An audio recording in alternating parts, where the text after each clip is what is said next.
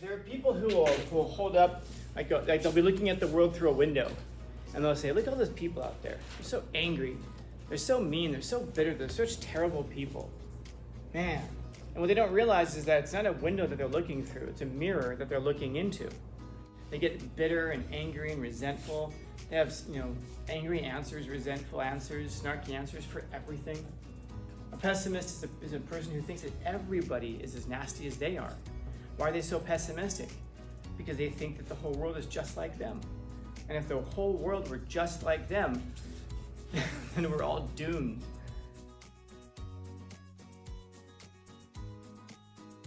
Yeah, there's something to the idea, that's smart. There's something that's to the idea of it being a reflection. I'm gonna draw this. Okay.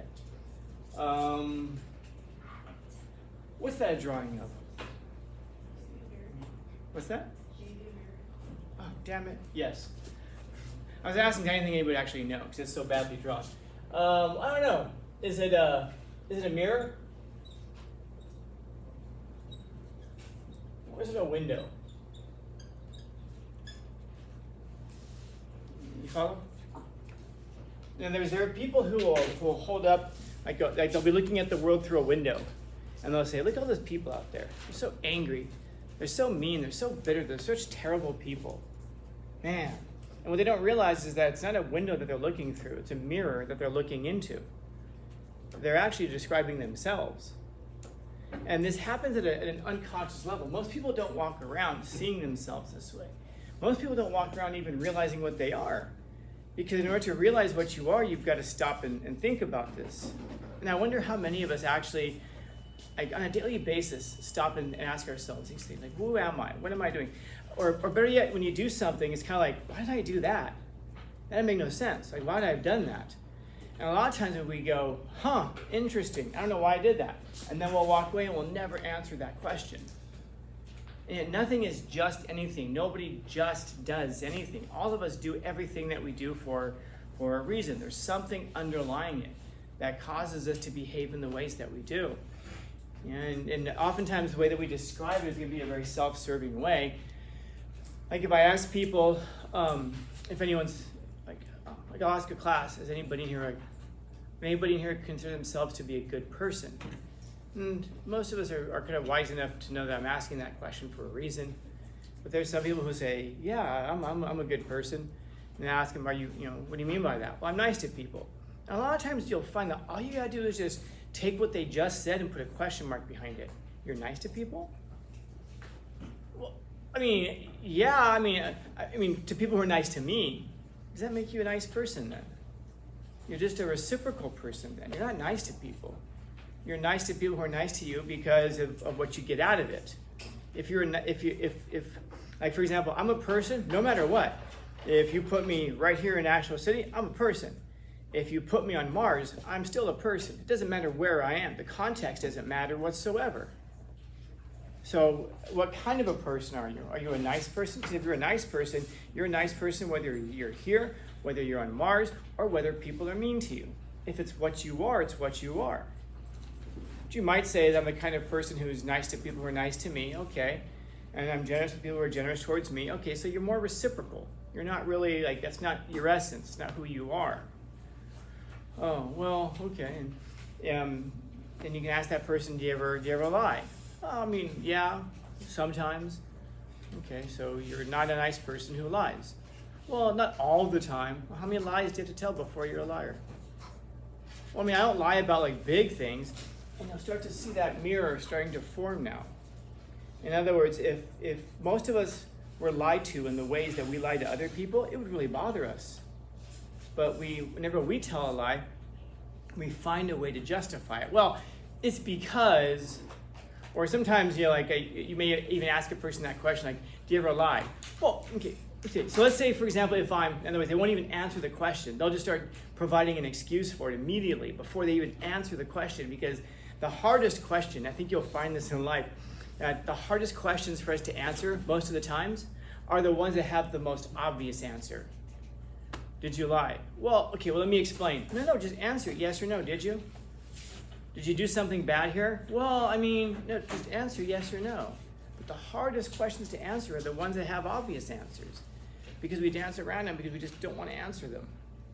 And there are reasons that we don't want to answer. Of course, we want to be understood, and there are times there are a lot of times when explanations are necessary, of course. But you notice that we have trouble answering those questions, and a lot of times they're just explanations we would never accept from somebody else. And that's because we're really good at excusing ourselves, because we're inside of our own heads. And yet we're really bad a lot of times at understanding other people, because we're not in their heads. We don't know why people do the things that they do. And so a lot of times we project really negative intentions onto other people for what they do, because we just don't know any better. It's like when someone cuts a person off in traffic and people get mad. Do you think they cut you off?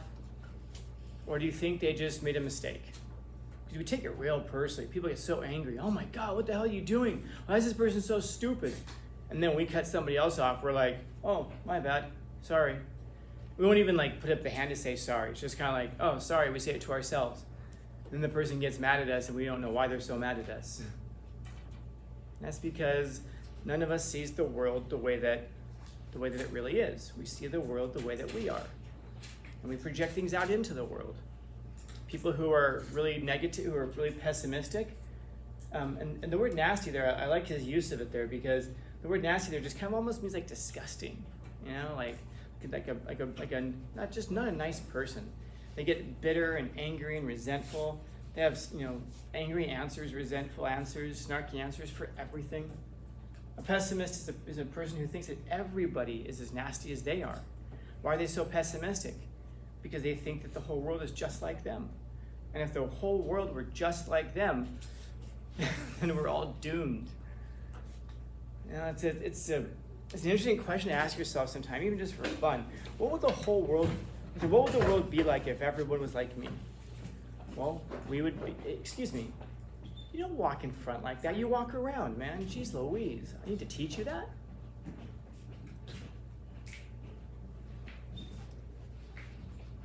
Imagine what the world would be like if everyone was like you.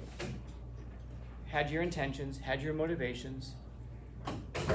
You think the world would be better or worse? Think that about the people next to you. So if everybody was like that person next to you in your English class, your math class, the person you know, do you think the world would be better or worse if the whole world was just like them? Sometimes I think about that with our leaders. I think, imagine if, take somebody and imagine what the world would be like if they were in charge. Do you think the world would be better or worse? There are fun things to think about. Imagine if everybody spent their money the way you spend your money. What would the world look like? Buffalo wing stands on every corner, a lot of Diet Coke being sold. But it's those other things that are difficult for us to get our heads around sometimes. Seriously, if the whole world was like me, what would the world be like? Would it be better? Would it be worse? Would it be neutral? And I don't just mean how would you get along in the world, but would the world be better or worse? And it's hard because people's motivations are really complex. People and your motivations are probably very complex. You do the things that you do, and I wonder how many of you have hurt people and you just haven't meant to do it, you set out to do it. Maybe even you hurt somebody and then you're the one who got mad at them when they called you out on it. Or worse yet, if that's happened to you. Someone's hurt you. You called them out on it. And then when you call them out on it, they get mad at you like you were the problem. Or they'll even explain it away well, I only had to do that because of the way you are. So it's your fault. Okay? The pessimist is oftentimes that person who's mistaken. They think they're holding up a window to the rest of the world, but actually they're holding up a mirror. And that's what makes them so pessimistic, because they know what the world would look like if they were the ones who were in charge. And so there's a couple of things to do. One thing, you could use that mirror to self-reflect, pun intended, and ask yourself not so much first off, to figure out who am I? That's an important thing to know, but even more important is to figure out who you want to be. Do you want to be the pessimist? Because pessimism does have some benefits. It really does. If the whole world was just full of nothing but optimists, think about what the world would look like, we do have to have some pushback between optimists and pessimists. Like I have a friend who's just, I refer to him as the eternal optimist. This is a guy who will find the positive in anything. And it's difficult to get this guy mad. But I've seen him mad a few times. I don't even recognize him because he's such a different person when he gets angry. But he's aware of that part about himself. And so he knows not to get that angry. He knows to walk himself back from those places and to not go into those dark places because he's been there before, he says. And he knows that they're difficult places to come out of. I mean, somebody drops you in the middle of a dark room and it's pitch black. How do you get out of that room? Eventually, I suppose you will, but you're going to be bumping into a lot of walls and imagining a lot of demons in there before you finally get your way out. And so, you can also decide to be a bit more optimistic. Some people maybe should be a little bit more pessimistic. Who knows? But it's about figuring out what you want to be and then starting to kind of force yourself to see the world more that way. I had this friend one time, his name was Keith. Before I did this stuff, I was a financial planner. I used to take people's money and invest it for them. And the guy who owned the firm was a guy named Keith. Keith was an interesting guy, really very wealthy guy. And yet the guy always bought used cars, which I thought was fascinating because he was a money guy. He would tell me that he would buy it, he'd say, yeah, I buy a used car, I figure out what the difference is between what the used car payment is and the new car payment, and let's say the difference is like $150 a month, and he would take that $150 a month and he'd invest it. He always looked at it that way. He'd say, new cars, you lose all kinds of value on them, not worth it. This guy drove like Infinities and Mercedes and things like that. But Keith, we used to call him the lake because you could never shake this guy, no matter what. Keith was the kind of guy that, by the lake, what I mean is you take a big, like a boulder and you throw it into a lake, it just, big explosion. But eventually things just kind of taper out. You can't really bother the lake. You throw a pebble in there, a little splash, and eventually it evens out. And this was Keith. You just couldn't upset him too much. Even take a big boulder and just slam it into the lake, Keith would still just kind of find the positive in something. Keith was this guy that one time we were joking around. I go, Keith, what if I came here today and said to you, hey, Keith, I'm sorry, man, your whole family was just killed in a car accident. What would you say? And Keith is sitting there and he takes out his glasses and says, well, at least I would save some money on Christmas this year. This is a guy who, no matter what, the guy's always going to find something positive. It doesn't mean that he thinks everything always is positive, but he always found a way to make it positive, and maybe that's a good place to go. Because we don't have to believe that the world is always great or that the world is always terrible, but what maybe we can adopt is an idea that the world can always make us better, and the world can always give us opportunities to make it better. And those things don't have to be mutually exclusive. Sometimes they can be friends.